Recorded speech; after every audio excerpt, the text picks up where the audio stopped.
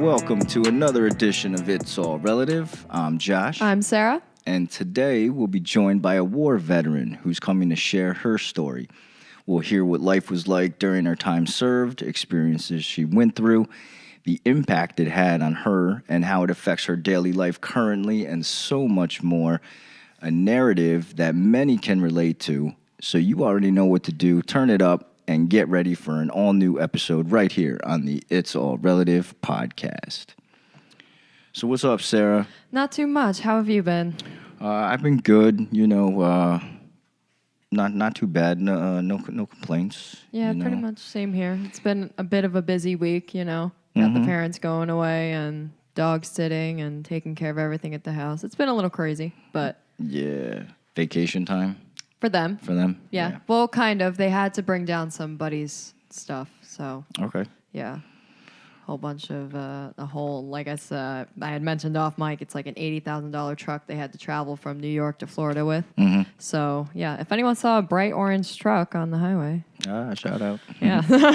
So, I quickly want to bring up, we're always asking for fan interaction and whatnot. Yes. I want to mention a YouTube user, J.E.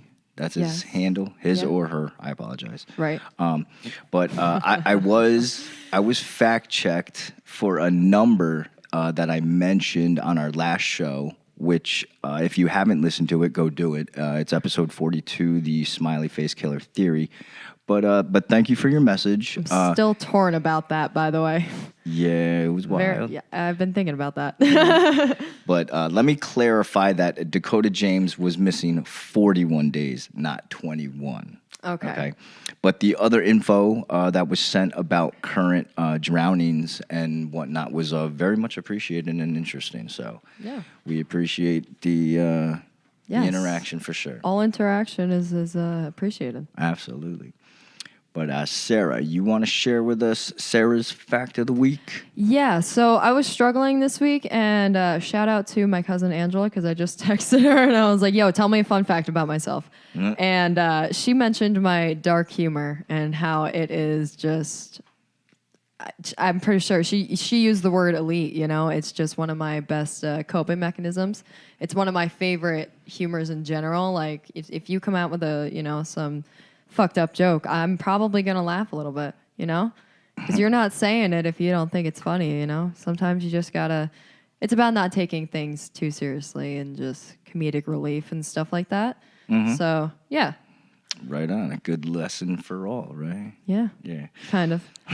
You got to be careful about the crowd you say dark humor jokes around or two. I mean, pretty much nowadays, anything that you say is going to offend somebody. Pretty much. You know what I'm saying? Pretty much, yeah. But I mean, there is a line, you can't be too, you gotta know who you're around and understandable how they react to things. Right on.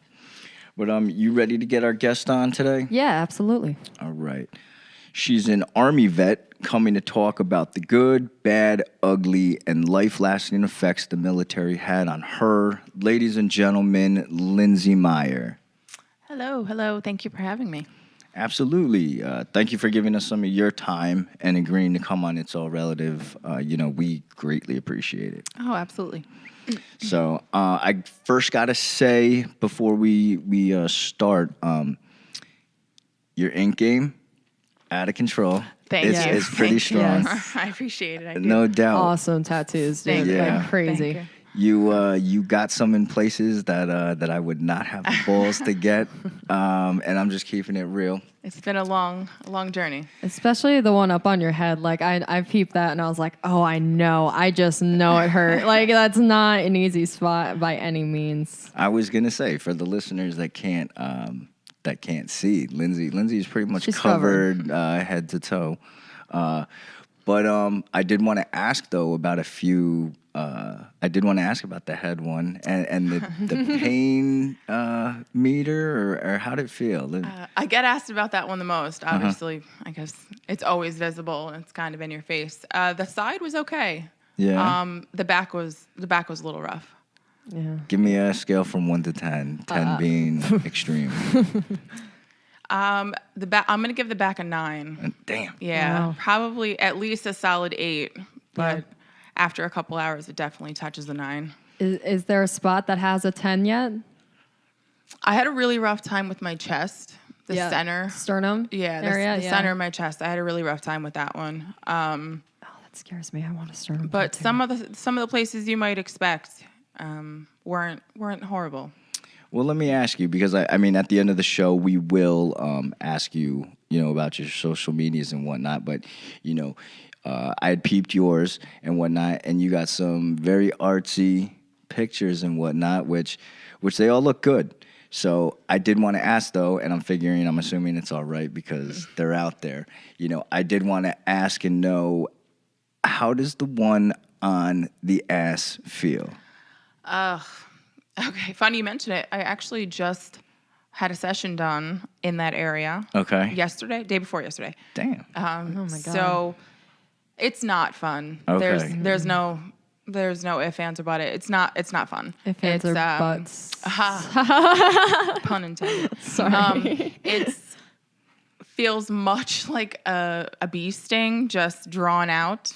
Okay. It's very stingy Yeah. in that area. Oh no.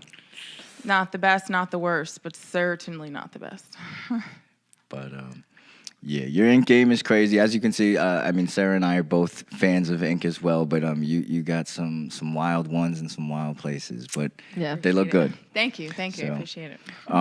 And before we get into you and why you're here, I did quickly just want to ask both of you if you were interested or if you had heard about this past week, because I'm a little confused about the whole issue. But are you guys familiar with the whole student loan debt issue? I'm also thing? confused.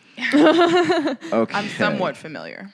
Okay, so I just want to... I've heard of it, yes. I want to clarify or get some clarification then that basically, rough, right? So Joe Biden basically took away everyone's college student loans, correct? I believe a percentage, yes. I don't know that he did. Like Everything, he forgave certain amount of, like a number of people's entire loans, but I'm not sure he did everyone's. Okay. I'm not super sure on Right, okay. Well, I'm just then have a curious open question then what's the issue with that? Why? I see a lot of people who are angry or kind of upset with that, and to me, I myself went to college. I had a shit ton of student loans.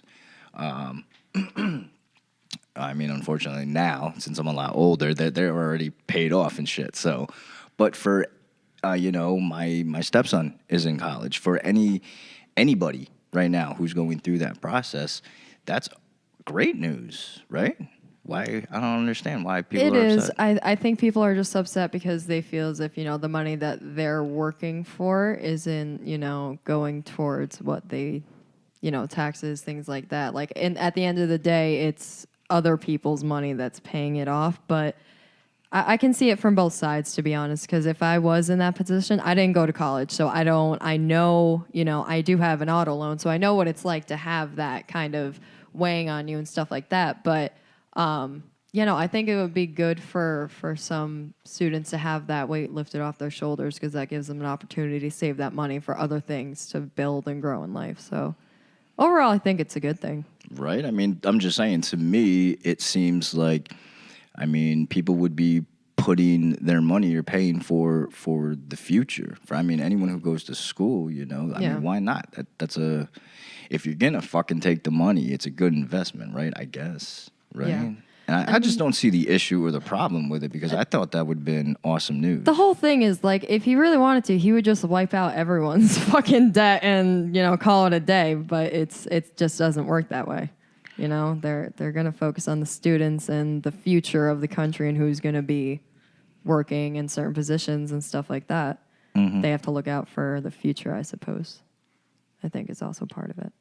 I think some people are embittered because at one point or another, they took out a loan and they were responsible for paying it back with interest, and they don't appreciate seeing other people's just I can be understand. evaporated. I think that's a source of anger. I don't relate to that, can't relate to that. I don't feel like there's an issue with relieving some of the student debt that people have, but I feel like people are justified in their anger no matter what it stems from. But I have read that that's a position people are taking. They had to pay back a loan, or when you take out a loan, those are the terms and conditions of your loan is that you'll pay it back and so on and so forth. But I mean, some of these student loans are crazy. The interest rates that by the end of the loan, you're paying back You've spent years 15, and 20 years. grand more than you ever took out, and you're long out of school. And, you know, the further we get into seemingly the 20s, you need more and more education to get lower level positions. So these bachelor's degrees that you took out monstrous loans for just aren't going as far anymore. Yep, facts.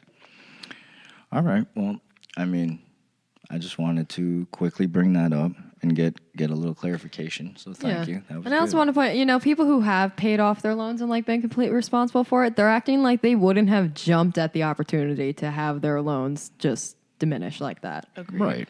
So like I think it's a little bit, it's just jealousy. Like just accept that this is how it is right now, and you know, kids got lucky. Mm-hmm. That's what it is. And like you said, certain percentages of it, it's not just wiped completely. You know, I'm sure there's certain amounts that he was staying within range of, but either way, you know, it is about luck. But you know, congrats to those kids that don't have it anymore. Yeah, right. But all right, let's get into today's content. So, Lindsay, you are an Army vet. I am. Okay.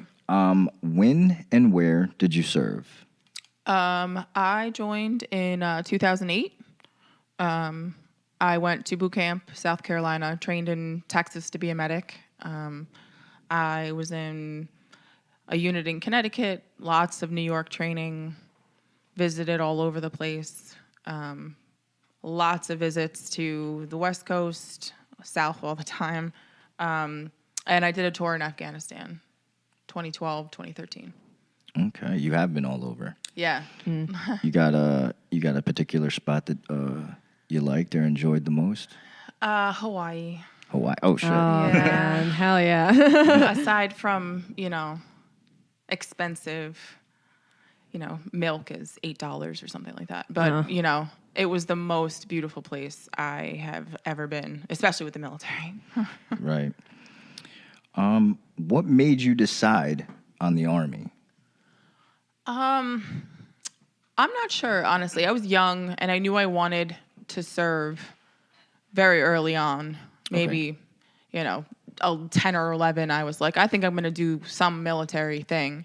And I don't know, the Army just seemed to fit. I knew that I wanted to do something medical, and I don't have the best eyes, so the Air Force was like, I don't know. And the Marines, it didn't suit my personality at the time. Right. I had a very specific goal, and the Army at the time agreed that I could go medical, so that's really what it was. Okay, now what was the age that you...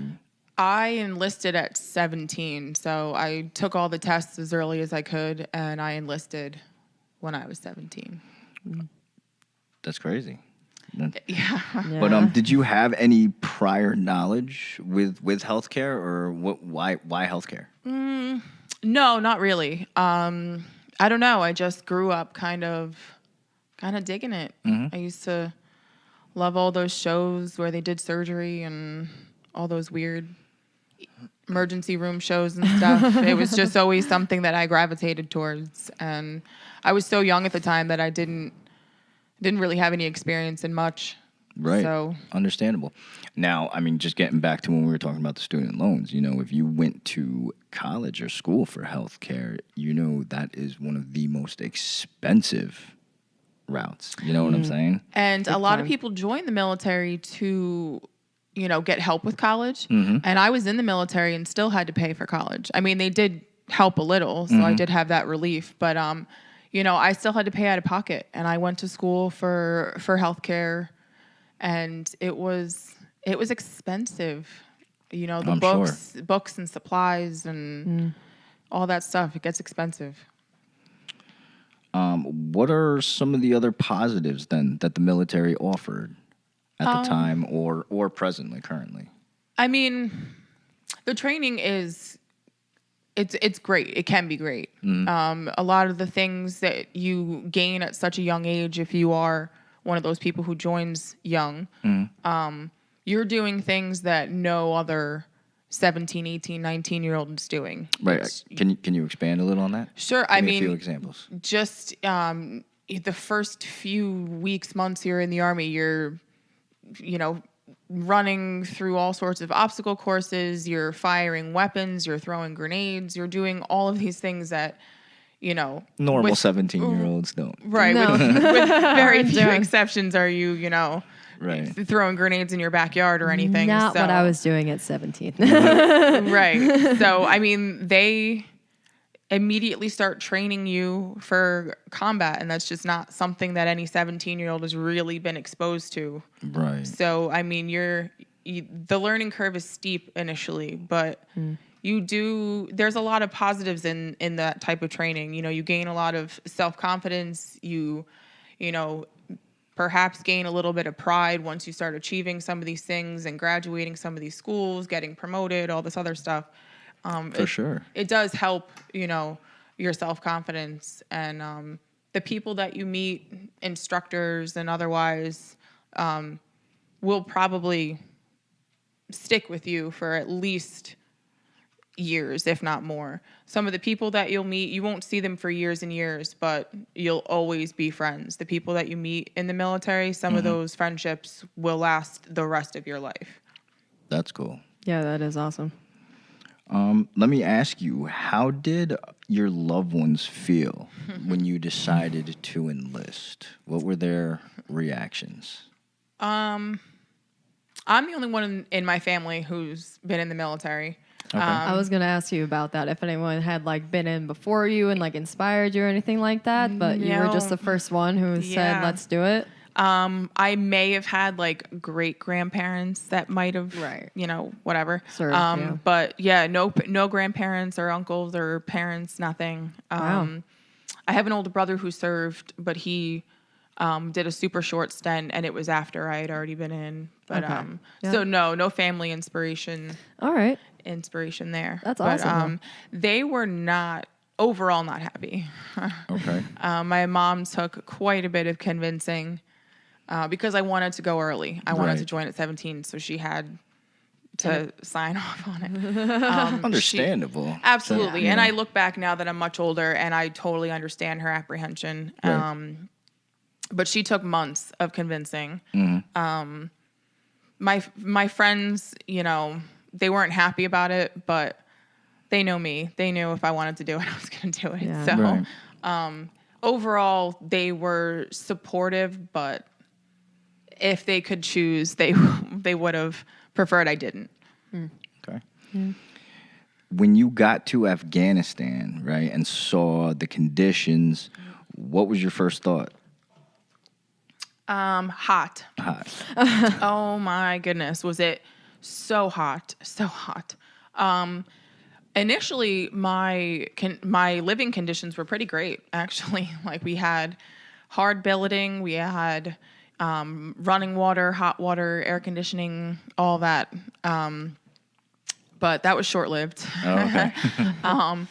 And then, it got a little more real, living in tents, only having porta-johns, so no flushing toilets. Like porta potties and shit? Yeah. Yeah. And we had a shower tent, so it was your feet were really never clean. But so it did get real pretty fast, but it always felt this, and they always tell you also, this is what you signed up for, sort of thing. So again, I was very young when I deployed too. I was 20, 21, so easily malleable brain and Not so on. familiar with the game yet. Right, exactly. And I mean, you're conditioned from the very beginning to almost want to deploy. They basically condition you that this is what you've trained for, this is what you've dedicated all this time and effort to. So, I mean, the ultimate test of your skills essentially would be to put it into actual physical action and deploy. Right. So it almost becomes something that they want you to want. Little sense of brainwashing, a little. Yeah. I mean, Just it's a little bit. Yeah, A I mean, little and bit, because but- we're so young and impressionable, Right, It just right. and it That's why they want them that young. yeah, and I'm guilty of it. I didn't have to deploy at that time. I had opportunities to, go to college at a different 4-year university. I could have done a lot of different things, but I chose to volunteer and make sure my name got on the deployment roster. So, again, once you get there and you realize the conditions are what they are, it's kind of hard to complain after that, especially after you push so hard Right. to do put it. yourself there. Yeah. Now, when you were deployed, like, how's it work? Once you're there, were you able to go home at all? Or No. Once you're there, you're there. okay. At least for us, I know there were some people who were able to take some time and go either to another country and take some time off. So, like your family might have been able to meet you there if they had the means. Some people were able to fly back to the States, but it was, I didn't do it, and nobody that I personally know did it. So we were there. It was just, if you got a day off, you can sit in the tent or whatever. But Right. but no, we never left. Once we were in country, we were in country. Now, is that the same for when you were like at different locations for the training camp and whatnot? How long did that training camp take, or boot camp, or whatever? It varied from training to training. So boot camp, no way. You Okay. were always under the eye of a drill sergeant. You were always pretty controlled and locked in. Okay. When I went to medic school, it was kind of a gradual thing. When you first got there, you had next to no rights to go anywhere, and then you graduated to be able to go across the street to the pizza place, and then it grew to being able to go off post and whatever. Right on. And then depending on what school or training you were going to, it really, your freedom level was kind of gauged on what kind of training you were doing. When we were getting ready to deploy, our freedom was very scarce. We were pretty controlled, and they wanted you in a certain mindset. But when you go to some of the other more laid back schools, usually you're off by 5 p.m. and you have the evening to yourself, and sometimes you even get the weekends. So it can be pretty relaxed Right. when you're not in the physical training. Right. Right. How did you communicate with family and friends? Was it through like old school like letters? In boot camp, yeah. So Yeah. boot camp was like 10 weeks, 11 weeks, something like that. And that was, it was mostly letters. Okay. We had payphones and calling cards. So, but you had to wait in line, and it took you a minute or two to get connected because you had to type in all the numbers and wait for it to connect. And then you had to hope that somebody would answer the phone. And then if they didn't, you had to start all over. And you only had a couple minutes each. So you might be lucky enough to get, a quick phone call here on a Sunday or something. But other than that, it was writing letters at night, receiving letters at night. Everything else was no communication. No. Was that tough? No, No. no. Maybe initially, because it's just not something you're used to. But no, Okay. it allowed a lot more focus on what you were doing. Understandable. Yeah. For sure. Was there anything that you missed most while you were deployed? Food. I knew it. Yeah. I mean, it got to the point where we were making lists of like the foods we were going to eat and the order we were going to eat them in. And I mean, food and like little things like ice cubes. We didn't have ice cubes. It just became little things. Driving, we didn't drive a lot, and the only vehicles we did drive were the big up armored vehicles that, it's not the same. Having the ability to just go do things. Right. You just couldn't. They just weren't in existence there. Yeah. Just like, the little things. It's always the little things. What did you Yes. do on like your downtime and shit? Or like what was there to do? Work out. Work out? It's really for a lot of my deployment, all our our area was so small. I mean, it was maybe the size of a football field and a half. There were not many of us there. So we had a makeshift gym, and that was pretty much it. So you would work out, watch movies, read sometimes, depending on who you were.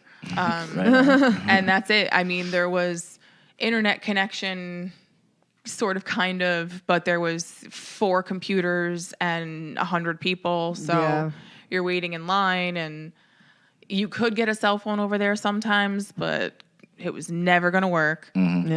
So all the things we do in our downtime here, they're literally not there. Right. So, I mean, you play games, you create games, you... anything to help pass the time. For sure. A bunch of young soldiers on a post with nothing to do, You set stuff on fire, all that stuff. That's when the TikToks get made, by the way, and get fucking posted, is that said downtime.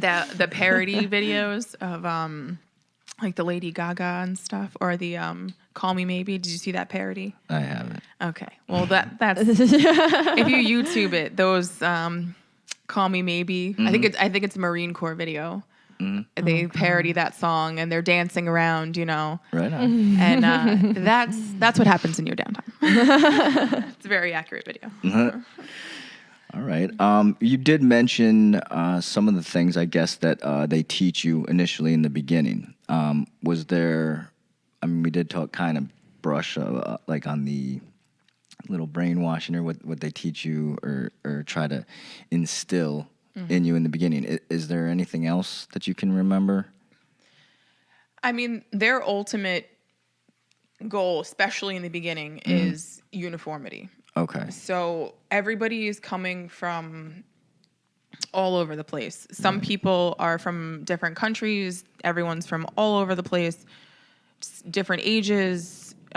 Totally different backgrounds, and everyone's, converging to do the exact same thing. So putting a bunch of complete strangers together and trying to get everyone to perform exactly the same is difficult.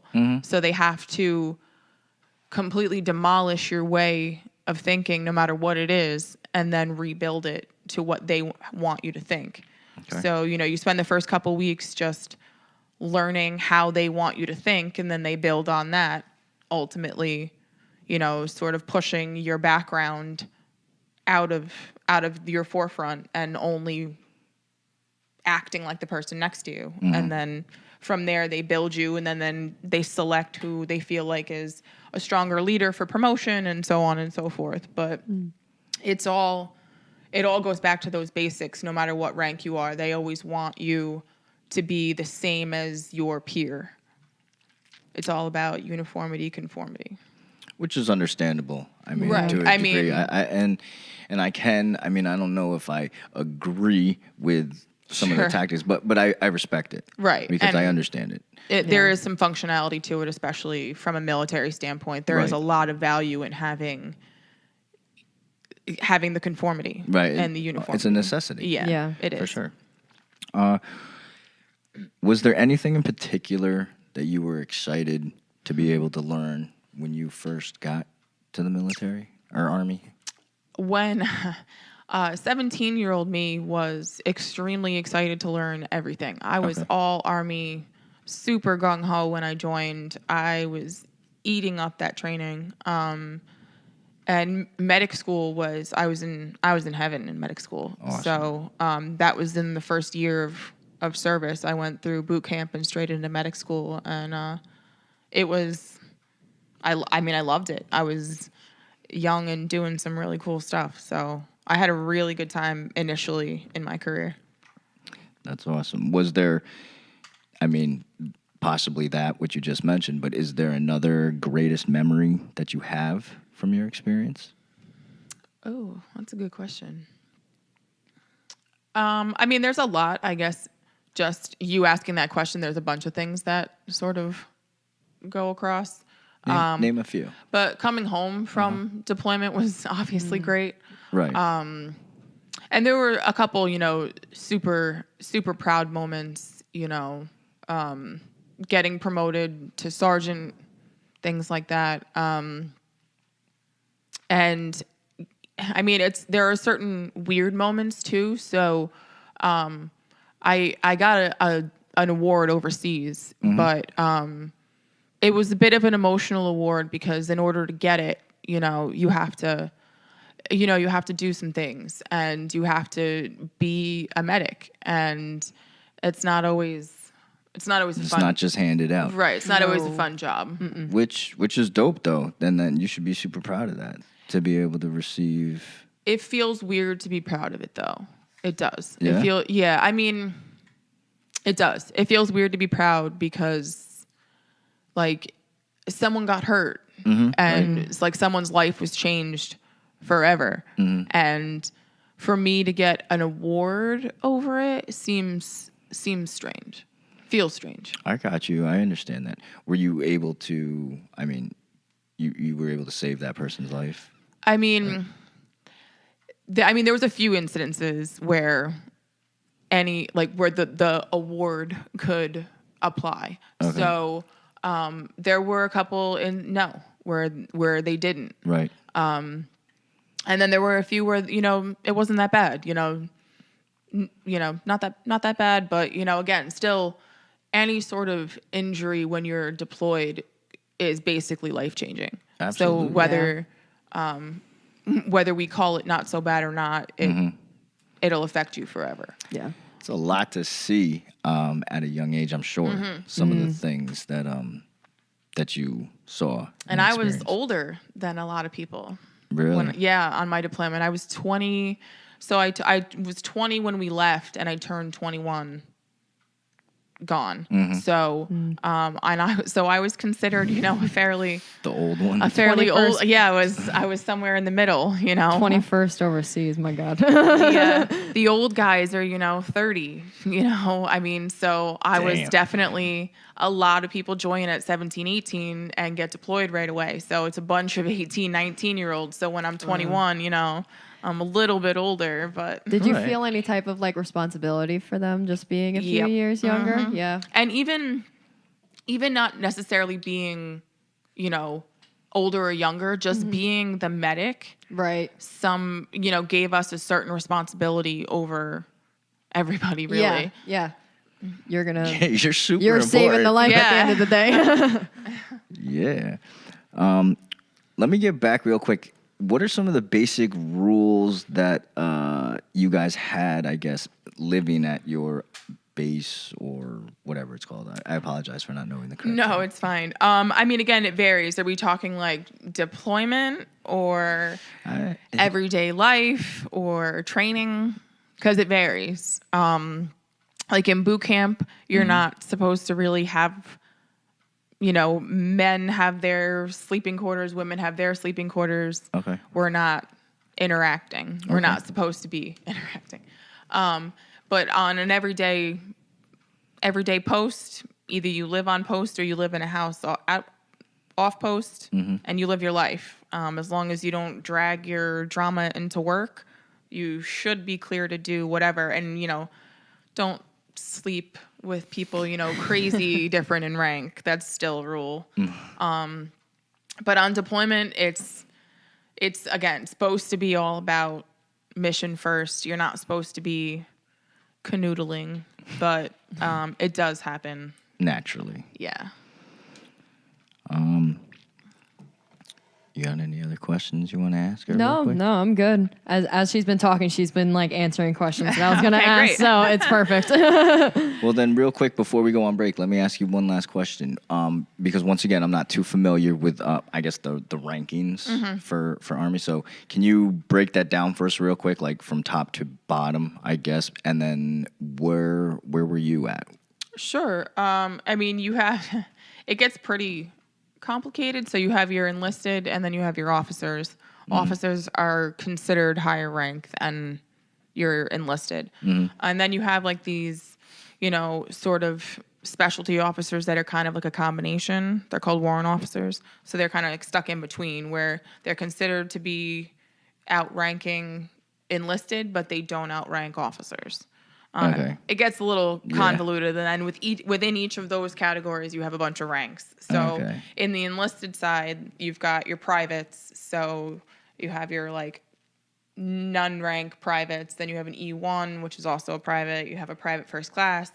Then you have a specialist. Or a corporal. They're the same rank. Damn, that is a lot. And that's just... That sounds controversial right there. Yeah, that can get face. convoluted. And then you have sergeant, staff sergeant, sergeant first class, master sergeant or first sergeant, and then sergeant major of the Army. Damn. And then you've got all the officer ranks from lieutenant up, and then you've got the warrant officer ranks from 1 up. It's a lot. That is a lot. That's all the type of stuff that you learn when you go to boot camp, that, you know, how to identify all that and where everybody falls. And I was a sergeant. So I was on my way to E6 when I got my medical retirement news. So I would have retired in E6.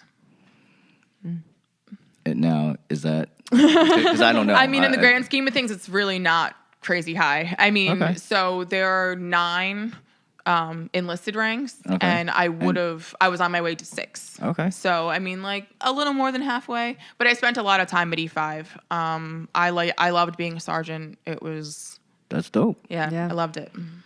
That's awesome. All right, we're going to take a quick break real quick, but when we come back, we'll continue to hear from Lindsay as she shares some of the more somber times shared in the military, how those times affect her currently, and her views of the military now. So you guys don't want to miss it. Make sure you come back with us right here on the It's All Relative podcast. In the game now, shit's the same now. Explode next mode. I'm the same how. Don't say you know me, just say you did. When you see me sliding off to another crib, boom, in the game now. I'm the same how. The rap game will never be the same now. Don't say you know me, just say you did. When you hear YO, say that's it. Welcome back to It's All Relative. Still with us in studio, Lindsay Meyer. So, Lindsay, when you're deployed and you're with your group or troop, what have you, is it true to say it's safe that you become somewhat like a family, right? Family away from family? Absolutely. Okay, so was there anybody that you became close with while you were either in boot camp or while you were in Afghanistan? Oh yeah, absolutely. I still talk to people that I went to boot camp with. Okay, was there anybody that does one stand out in particular to you? I have a friend. Her name is Sydney. Mm-hmm. We went to boot camp together and to medic school together. So first day in the Army ever, we met each other, and we graduated medic school together.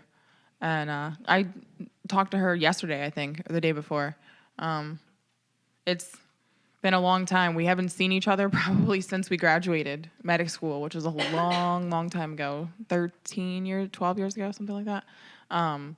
But it's like nothing ever changed. That's cool, though. That's my girl. To be able to, to be able to have that long-lasting relationship. We hated each other at first. Really? Yeah. That's always the start of a good friendship, though. Yeah. Honestly, when you really think about it.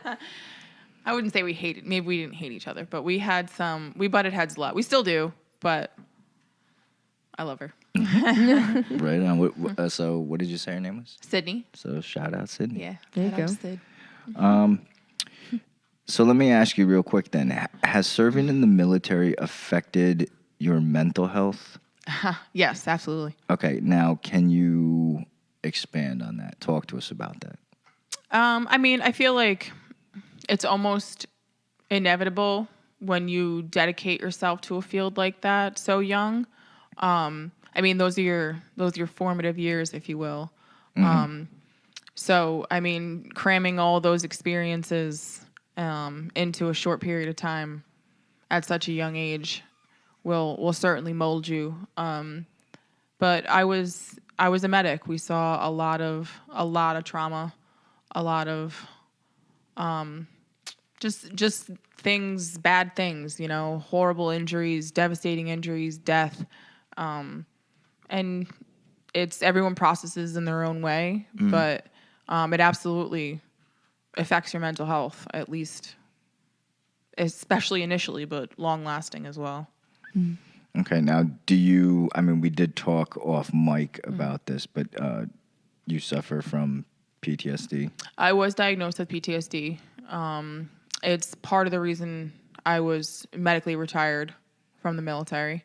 So, I mean, it still does have an impact on my life. I'm medicated for it. I've been hospitalized for it a number of times. It's a very real thing that affects me. But, I mean, my PTSD is layered, if we will. So, I mean, I was also an EMT paramedic as a civilian. So, there's some things there, but there is a lot related to, deployment and, sexual harassment, sexual assault within the military. So multi-layered PTSD, if you will. Okay, so multiple layers that it caused it. Absolutely, Right? yeah. Okay. Mm-hmm. Do you, it's totally up to you. Do you want to touch or expand on any of those layers?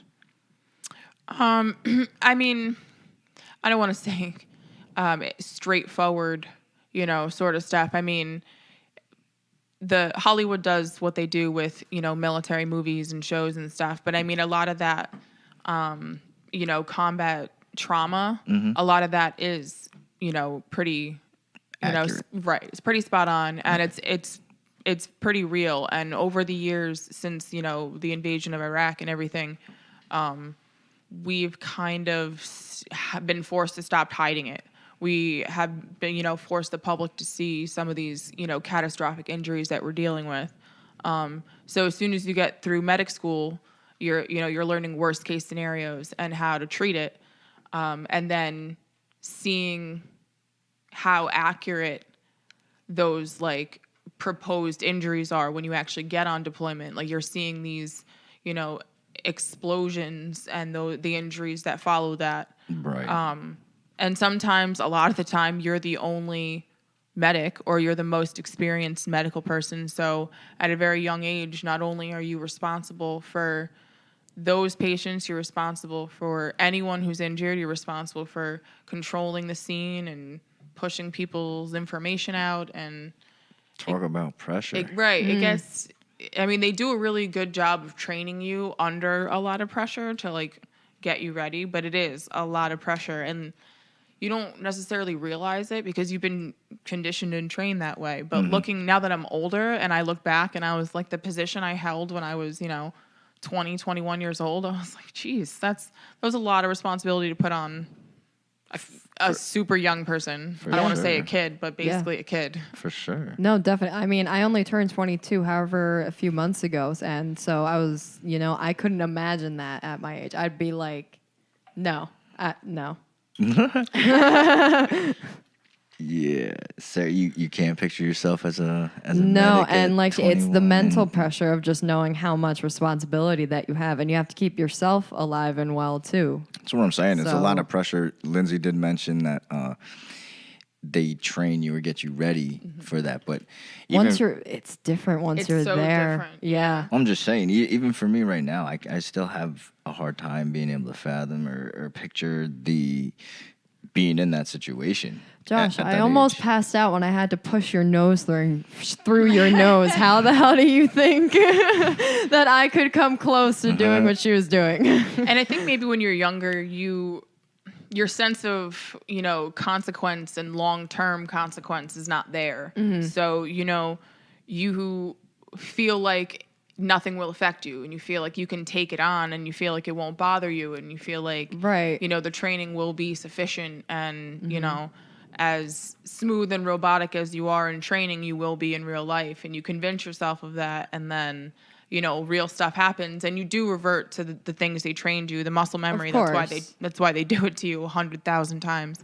So you do revert back to it, but it's not the same at all. Right. No, because there's always going to be something else that comes along that wasn't in Yeah. training or, unexpected or just something new that you, maybe haven't thought about in a while. And yeah. And there's things that you can't recreate in training. You can't, recreate, necessarily weather conditions. You can't And then even just like the small things that you may not think about, like the way things, sound, the way they smell. So like you can't recreate all of that in training. Right, so right.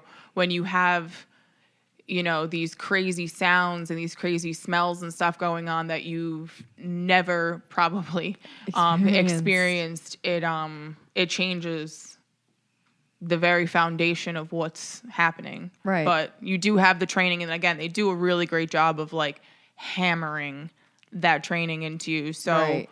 when shit hits the fan, you do revert Right back to the very it. basic.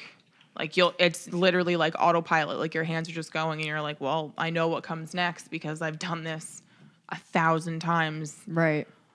backwards and forwards and Yeah. in the dark and upside down and all that other stuff. It's incredible.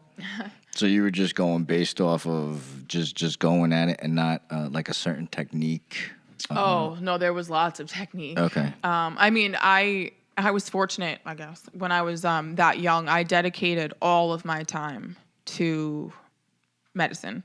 I was in college for it. I was working as an EMT at the time, and I was a medic in the Army. So no matter what I was doing, I was having some sort of practice, some sort of knowledge or whatever. So I was building my knowledge base as much as I could before I knew I was going to get deployed, because the responsibility is heavy. big. Yeah. And I mean, once I started riding as an EMT, you get a taste of how much responsibility you have as, someone who works on an ambulance. I mean, and that's a very different experience Right. than a deployment medic might see. So, I mean, once you realize the gravity of the responsibility, I feel you. I mean, I was like, all right, well, let's go to college for it and be the best at it I can be while I'm doing it, because I don't know if I can do this forever. Right. Well, let me ask you real quick. What were some emotions that you remember feeling when you took your first steps back on U.S. soil? It was definitely a relief. It was a long trip also. So definitely relief. It's always great to come back to New York, and we flew back into New York. So that was cool. Yeah, I mean, I remember being tired, and just, excited, I guess, would be, definitely there, but you have a lot of apprehension too, because it's immediate. You feel out of place, different. You don't know. You know what's happened while you were gone, but you don't know what's happened while you were gone. You've only had limited contact. Your conversations with people have been pretty short. And life goes on whether you're here or not. So a lot of people walk into a very real reality, as redundant as that sounds. And it can be super nerve-wracking to come home and really not know exactly what to expect. And a lot of us didn't have a plan when we got back. A lot of us had given up our apartments and quit our jobs and sold our cars and stuff because we were going to be gone a year. So you come back, and although you're happy to be home, you're going to wake up the next day and be faced with a super long list of responsibilities because you've been gone for a year and the world didn't stop turning while you were gone. Right. That's actually one aspect that I didn't even think of or even put together, which makes sense and is definitely scary, right? For sure. But I feel like there's so much focus naturally on the happiness of, military members coming home and being reunited with their families. So, all the YouTube videos and all of those things, they only show the reuniting at the airport sort of thing, and everybody's so happy. but not the after. Right. There's a very real, apprehension and nervousness about getting home too. How long was that trip? I don't even remember, because we took some layovers. So we flew from Afghanistan to Kyrgyzstan, and that was, I don't know, maybe 4 or 5 hours. I'm not sure. And then we went to Germany, maybe. And then we went to Alaska and then flew into Texas. And then we're in Texas for a few weeks. And then we flew from Texas to New York.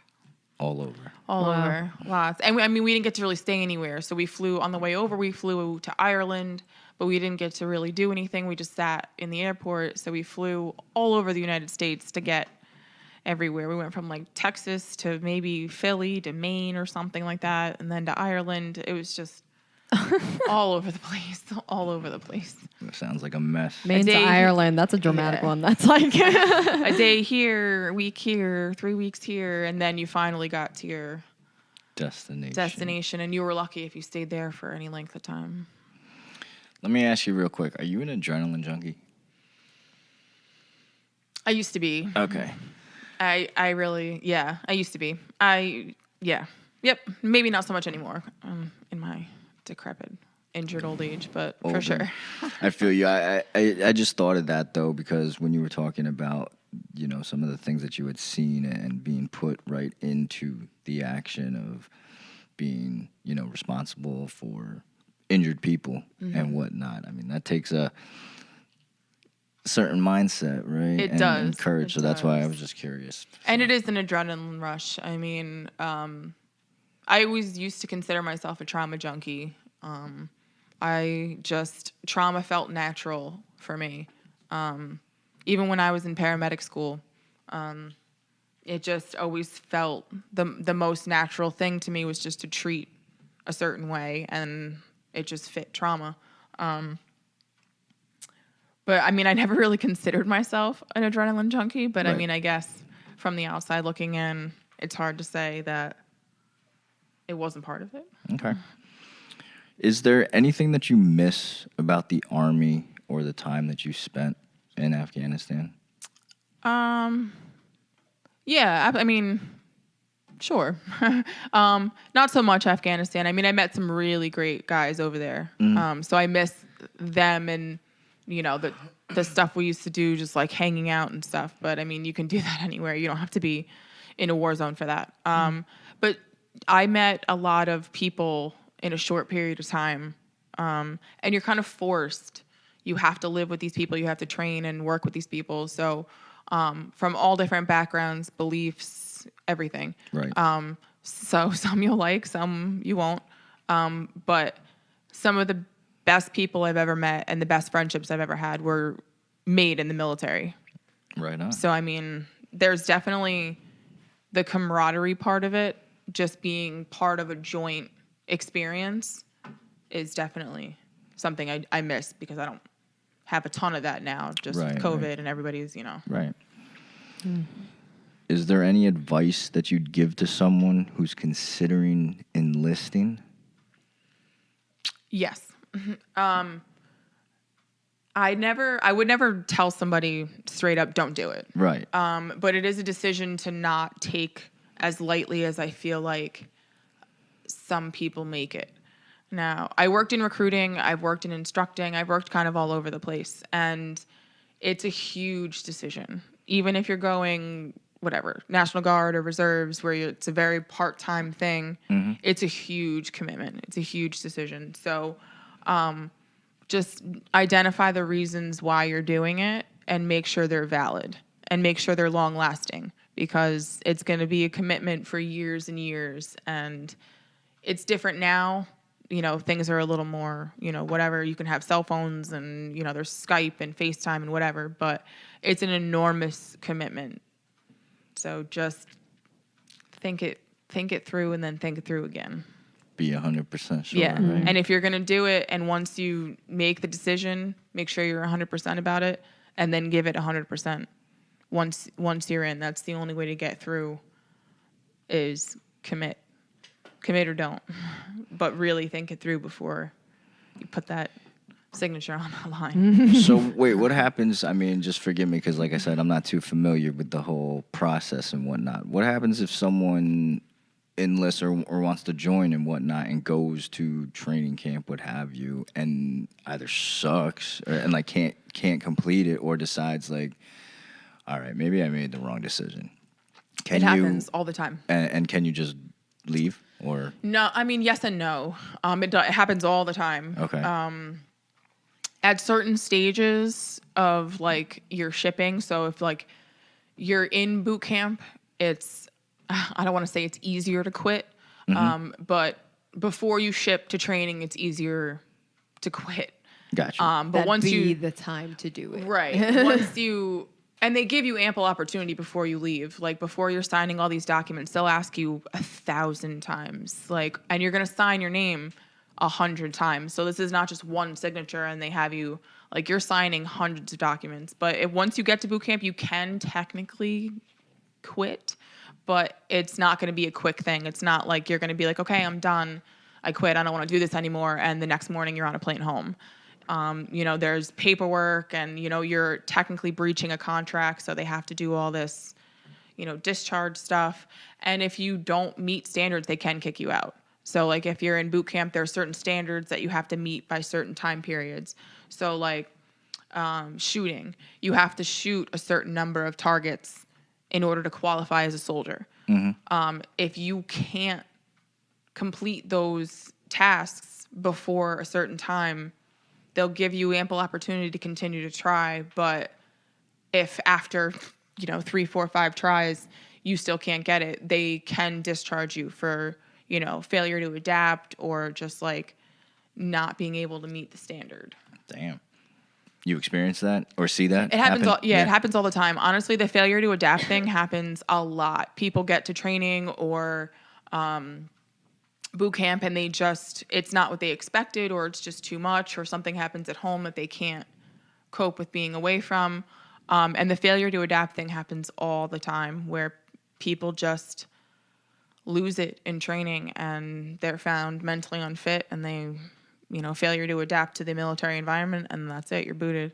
But it happens a lot, but, for every one person that happens to, you have, 200 go through, no problem. Okay. Yeah. So besides the obvious age, right, how are you different now than you were the day you were first deployed? First deployed? I certainly look at war differently. Okay. How so? I mean, not that I ever thought it was necessary. I wasn't like a, crazy, let's go to war with everybody sort of person. But I understand, to a degree, certain war is necessary society-wise and whatever. But the way, I don't know, you would really have to convince me why war is necessary now. I mean, I only maybe have 1 or 2 reasons that I can think of that anyone should go to war or should be at war, and what that means isn't what everyone thinks it means. Like, death and destruction it's not always the right answer. And I know we've done that a lot in the world in general, and death and destruction is not what you think it is until it's in front of you. We're so exposed because we have all these military movies, we have all these crazy video games, we have virtual reality, we have all of these things that attempt to put you in it, but there is nothing like being in it. And once you experience it, it absolutely should change your perspective, and you shouldn't want to see that sort of experience put on anyone else. I agree. I think that was very well worded. Yes. Because, within my own personal beliefs or what I, how I feel about the military, that was one thing that I've always struggled with when it comes to war in general. I never quite understood really why. Like, what's the bottom line, or like why? Because, we're being told by, whoever, whatever, that we need to go and kill these people, or like you had said, death and destruction and whatnot. And, is that really necessary? It's rarely ever justifiable. It's not. So, with that being said, Lindsay, what is your overall view of the military now? I mean, like a lot of other veterans, I do have a lot of fond memories, but I have a lot of bitterness and resentment for the military and for my service in general. But I understand why people join. I understand why it's necessary to exist. But I acknowledge who is targeted to be recruited for some of these things. And I understand and I empathize with people's reasonings for joining. But overall, it's my if I had it to do over, I probably wouldn't have. Okay. I cherish the life experience and the knowledge I got from it, and certainly the relationships. But if I had it to do over, I probably would have went down a different path. Mm-hmm. Do you want to expand a little on some of the bitterness that you had mentioned? Okay, so you're told a lot of things, as you're joining. It's for love of country and all this other stuff and free college and blah blah blah. Mm-hmm. But they do a great job of building you up and training you for combat situations, but they do a very poor job on the tail end. So the decompression time and treatment after you get home from deployment and those sort of questionnaires they give you and stuff as you return home have gotten better for sure over the years, but they're still not sufficient by a long shot. And even if those are improved, the continued care for veterans with PTSD and all these injuries that are coming home from Iraq, Afghanistan, it's just not there on the whole. There are some, veterans hospitals and military treatment facilities that are better than others, but on the whole, there's a lot of veterans suffering without proper treatment for, PTSD, all these war injuries, or just like, people are serving for longer now and people are having multiple deployments back to back. So all these injuries, backs, knees, shoulders, all this stuff that doesn't get better, if not worse over time. There's just not treatment for it. Why is that, do you think? Why is it so difficult to help veterans? I don't know. Okay. I think it's perhaps either a combination of not quite knowing. I mean, we've had years at this point to sort of adapt to this new style of veterans. I mean, we were at war for 20 years. So, I mean, the veterans' health was much different prior to Iraq. It was treating a very different demographic. But now you have 40-year-old veterans who have now served for 20 years plus and have 6, 7, 8 deployments and are really, in need of specialized care, and it's just not available. So I don't know if I'd imagine it's a combination of misallocation of funds is what I'll say. And, a lack of knowledge. And a lot of the people who are in the veteran healthcare system are very old, have been in their positions for a very long time. So they're used to doing things a certain way that hasn't adapted to the type of veteran that needs care. So, clean house, make it a little younger and a little more relatable. Yeah. Updated and accessibility, all that stuff, Because the younger demographic is well aware of it, by the way. Like, very well aware of what's happening. Right. But a lot of the, people who are running it, people who are funding it, doctors even, they're very much, 60 and above from a very different time period, have a very different way of doing things. Yeah. Right. Sarah, let me ask you real quick. What is your overall view of the military? I would never be able to go in myself because, I have heard horror stories about sexual allegations and stuff like that, and just higher-ups not caring enough about that or doing anything or taking the correct action. It's not, I don't care what you're doing. Your body is still yours, and nobody has the right to that, to take what they want or do what they want. So I think that it's just... it's the ownership part. I don't want to feel like I don't own myself anymore. you know? And I feel like that's kind of what they tend to do. Right on. I mean, I do feel like, kind of, to sum it up, you know, what it sounds like, right? Lindsay, correct me if I'm wrong, but like, the government, whatever, that they want you to join the Army, do your thing, right? Serve the country, serve us, do what we do. And then you do all that, right? And then you get out and you have issues, you need some help, and then it's like, we don't care about you no more. Yeah. Right? That's It does correct. feel very much that way to a lot of veterans. And again, there are some people who have great, you know, post-retirement care and everything, so it's not everyone's experience, but it is, from a lot of the veterans that I've spoken to, and myself included, like the aftercare is just, it's rough. It can be rough. Okay. Mm-hmm. And let me just ask you one more thing real quick, because you did mention, like, examples of someone maybe being deployed, you said 6, 7 times, multiple times. Mm-hmm. So that's a real thing. Mm-hmm. That many times? Sure. Can you refuse that shit?